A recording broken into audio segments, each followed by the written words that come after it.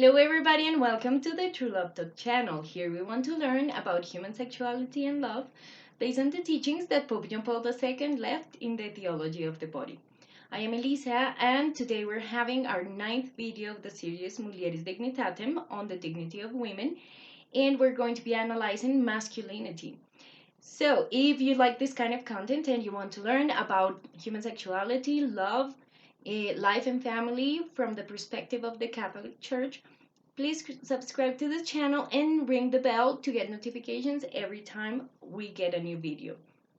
Also, at the end of the video, don't forget to like the video if you like it. And if you think this is useful for anybody, please share it. So with that being said, let's begin.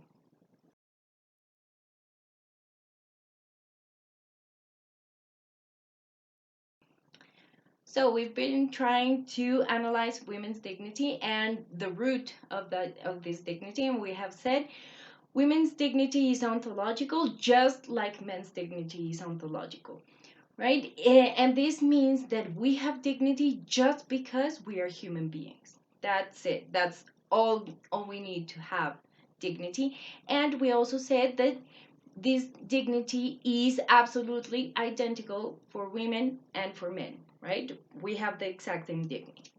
The other thing we have said is dignity, the dignity of the human person is rooted in their vocation. And we have said that the universal vocation of human beings is to holiness, to become saints, right? And we said that this vocation was both universal and particular. Universal because we are all called to be saints, but particular because the way in which we are going to become saints is going to be different from one person to the next. We also said that this vocation is summarized in the first covenant that God had with us. And this first covenant is, as soon as God creates man, he says, so now be fruitful and multiply, fill the earth and subdue it, right? And we said that basically in this covenant, the idea, although we are going to help God rule earth, right, and the universe and so on, we are also here, the essence of this covenant is to create humanity, to co-create humanity with God. And we said that we would co-create it within ourselves, that our own humanity through work, and that is the second part of the covenant. And we also said that the second part, or the second way in which we're going to help God to co-create humanity, is through our fertility. And this means that this universal vocation to holiness also has a component to a universal vocation to parenthood. We said that this universal vocation to parenthood doesn't always mean that we are going to be asked to become parents. It could parents in the sense of biological parents, right, having children, but we could also be a spiritual parents or academic parents, in which case we are helping the humanity of that other person blossom and grow, but we are not biological parents. But because parenthood has to do with this possibility of becoming saints, we also said that actually femininity gets its fulfillment in motherhood, and masculinity gets its fulfillment in parenthood, in fatherhood, I'm sorry. So to talk about masculinity, we have to talk about what it is to become a father. But we can begin by talking about how we're men created. And let's remember that God created men, or Adam, before he created Eve, right? And as soon as he creates him, he says, well, it's not good for man to be alone. And it is not good because let's remember that as a person, the essence of the human person is being a gift for another.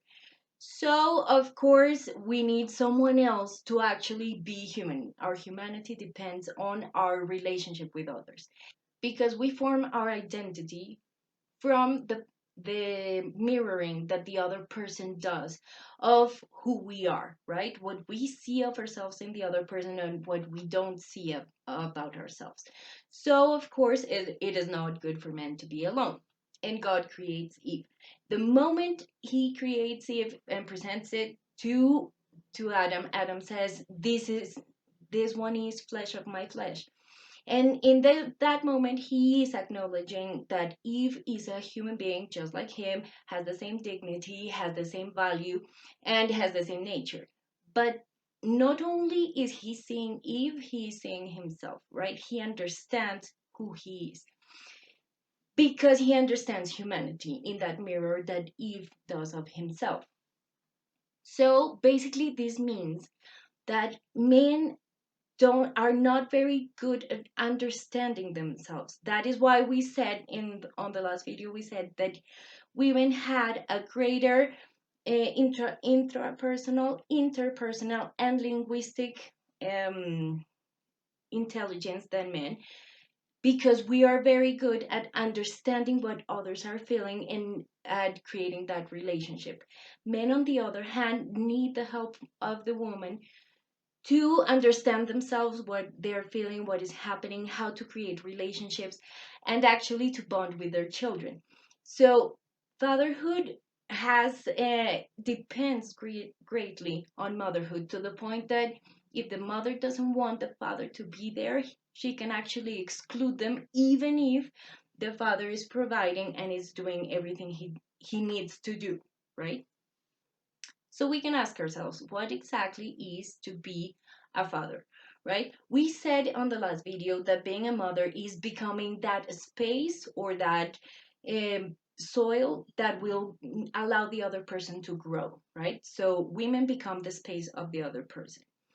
In fatherhood, the father becomes the space of the space. What does this mean? The man becomes the ground upon which the woman grows to become the space that the other person needs for growing, right? So they are the space of the space. And that is why men are providers and caregivers. And because they have to protect and provide, that is why male souls and male spirit have a higher proneness to mathematical intelligence. This is not to say that women don't know about mathematics. It's just that it's easier for men and more usual in men. And also about spatial intelligence, right? They're very good at that. They are also aggressive. So on this point, we have to make the distinction between aggressiveness and violence.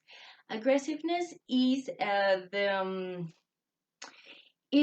using force, the use of force that could end in harming the other being greatly, with the purpose of surviving or taking care, either for oneself or for others, right? So imagine a wolf that is eating a rabbit. They are not eating the rabbit because they hate rabbits. They are eating the rabbits because they need to. So on that order of ideas, the wolf is aggressive, but it's not violent, right? Because violence, the end of violence, it's also using force.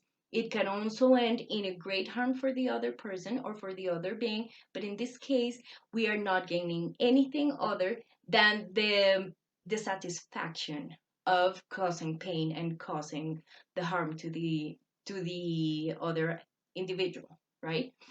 So animals are never violent. They are aggressive because they do defend themselves, but they are never violent because they do not want to to hurt others. They don't enjoy it, and they also stop the moment they realize that they are no longer in danger. Men, human beings, are the only beings who have the possibility of being violent. And here what we're saying when we say that men are aggressive is they have a proneness to aggressiveness, to protection. They're very strong and they're willing to fight for what they need to protect the people that they need to protect. It's as simple as that. This doesn't mean that they are violent. They can choose to be violent as just as much as women can choose to be violent. So let's remember that what sin does is deform human nature, right? And in this case, when masculinity is deformed, instead of protecting and taking care of that space of the people that they're in charge of, which is their spouses and their children and so on, instead of becoming the space of the space, right? That person that provides for the safe environment for everybody to be in, what they become is possessors, and they start dominating the other person, right? So instead of taking care, they take advantage. And they can also become, they stop regulating their aggressiveness, so that they are not using their aggressiveness only to survive, but it turns into violence, and it becomes, well, mostly physical and sexual violence, as we see. And because they're taking care of others, men based relationships on rules, right? The most important part is that people follow the rules, which is a way of saying I love you, is a way of taking care of the other person. But it is also a very different way of bonding, and that is why they become the image of divine justice, right? Of keeping the relationship because we did what was right for each other, because we took care for each other, how we should have taken care for one another, right? And the reflection I want to end this video with is this: most women feel that men are not good at talking, or that they just provide and that's it, that the man doesn't really care for the woman because, I mean, he just works and gives everything, but that's it. And we have to remember that men are not that good at bonding, right? We also have to remember that actions are an alternative way of speaking, and a very direct one. So what men do is they act, and they take care by taking care, right? By providing, by protecting. And this is a way of saying I love you. Women, let's remember that humanity is a common goal, right? No human being can develop their humanity or anybody else's humanity without someone else by their side. So men and women are supposed to be this team that help one another and complement one another to become the best human beings, not only in themselves, but help everybody else become as good as human beings as they can. However, we have to recognize, men have to understand and give value to the fact that women are willing to sacrifice careers, or sacrifice time, or sacrifice even the rules for the sake of a relationship, because deep down we are here for each other and for the relationship within each other. But women also have to give value to the way that men talk, right? And to recognize that in taking care and protecting, they are saying I love you, and they are trying to bond, and neither of the sexes can expect the other one to behave like they do. We are different, and that difference does not take away our dignity, the dignity of either one of the sexes, right?